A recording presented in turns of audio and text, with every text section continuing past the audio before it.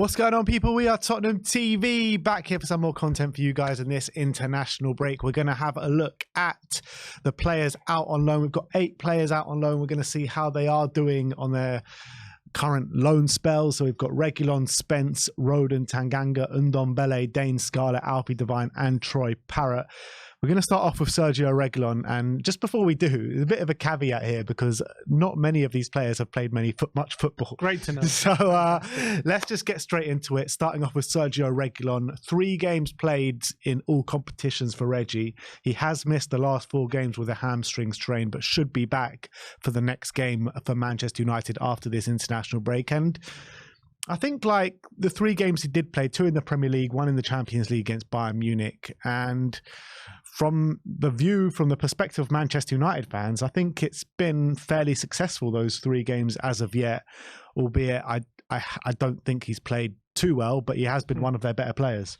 Yeah, I mean, I've spoken to a few Man United fans about Reguilon, and they seem very happy with him at the moment, but it was very similar to his start at Tottenham. He showed a lot of energy, a lot of exuberance, a lot of excitement, and he's like in an era for United players where maybe a lot of these things have been questioned about their work rate. Obviously, Reguilon comes in, he's running non-stop, and he's like a bull in a china shop, and he's running down everything.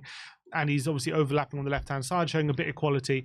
But whether he can keep it up, and also he's obviously got injuries at the moment as well, which is something that's always holding back, remains to be seen. But when he has been on the pitch, and Man United fans seem to be very happy with him at the moment, so that's good for him. Maybe a build up his price. Yeah, maybe. And with him potentially coming back next week, and with injuries still building up for Manchester United with the likes of Luke Shaw, and their whole backline has been decimated really from injury, maybe this loan spell will go on past January. Yeah, it seems at the moment, the way things are going, they're pretty happy with him. So I wouldn't be surprised if they... Well, it's not a case of them extending it. It's a case of just not activating a clause to cancel it. Exactly. Let's talk about Jed Spence next. He's currently on loan at Leeds United. He has only managed 10 minutes since joining Leeds, and that was a sub-appearance against Sheffield Wednesday. In early September, he got an MCL injury during training, and he is only due back in late November. So injury problems following Jed Spence around to his loan spell at Leeds. Yeah, big shame because there's a big opportunity for him, but as you say, he's only played 10 minutes. We happened to just about capture a picture of him in those 10 minutes. So you got a picture of him in a Leeds shirt, but it doesn't look like we're going to be seeing a lot of him for a while. As you say, he got an MCL, but he's back late November, but you never know what kind of state he'll be back in with that injury as well.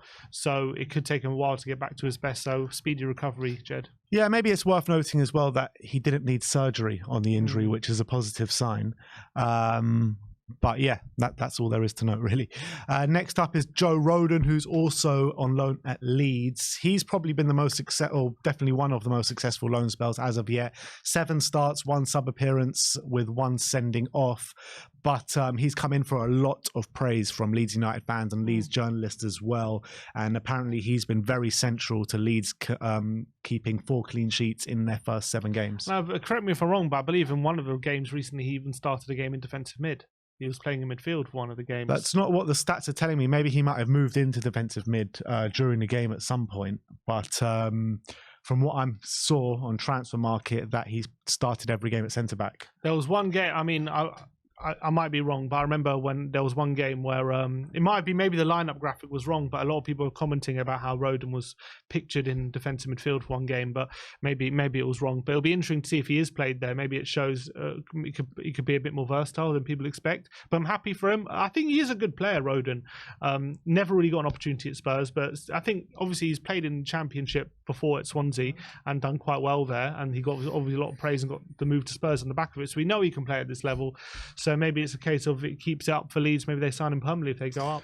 I do believe there was one game he actually came on for the last minute and was played up front because they needed a goal and they just lumped balls up to him. I'm not sure how he did in that game, but he did come on just for like the last minute in a certain game. Let's move on. Let's talk about Japhet Tanganga at Augsburg. This is a sad case, to be honest, because he's yet to make his debut for the German side, Augsburg. He's got a knee injury and expected back later this month. And there was a bit of a strange situation where I'm not sure if he had the injury already and he aggravated it, but he fell off his bike driving around in Augsburg training. I think he knocked into like Kevin Mbabu or something on his bike, and it kind of created like a domino effect of bikes where he fell off. And I'm not sure if he kind of aggravated the injury doing that or got the injury doing that, but he has been out with injury pretty much since the start of his loan spell. Classic, not that incident itself, that's just he can't get any luck, but in terms of the injuries, it's not something new for Tanganga. It's something that he's dealt with for many years now. It's part of the reason why he can't get a run in the team at Tottenham and why we've been looking to loan him out, because I do think he's a good player, but again, we just can't get him on the pitch regularly enough, whether that be getting in the team or injuries keeping him out as well. So hopefully he can get back fit and start playing, but it's so sad for him that we're into October now and he still hasn't made a league minute appearance. Was this loan spell an obligation, or was it an option to turn into an obligation? I can't remember. Depending on minutes played. It is depending on minutes, so that's not going too well at the moment. And next up, we're going to talk about Tanguy Ndombele at Galatasaray. 4 sub-appearances with 1 start, only lasting 62 minutes.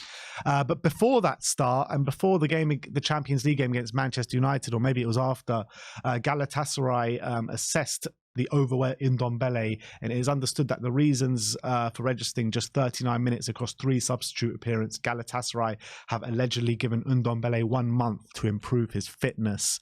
But he has started a game since then, but only lasted 62 minutes. So make of that what you will.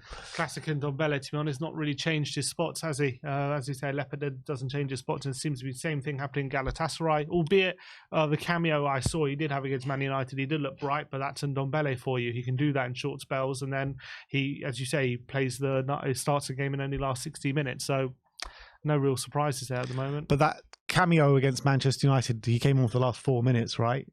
Was it? I think it was the last 4 minutes he got. I remember I just saw a bit him on the ball a bit. Maybe it was 4 minutes, yeah. Yeah, he literally came on for the last 4 minutes. And we know, like, you give Ndombele that amount of time on the pitch, he can perform.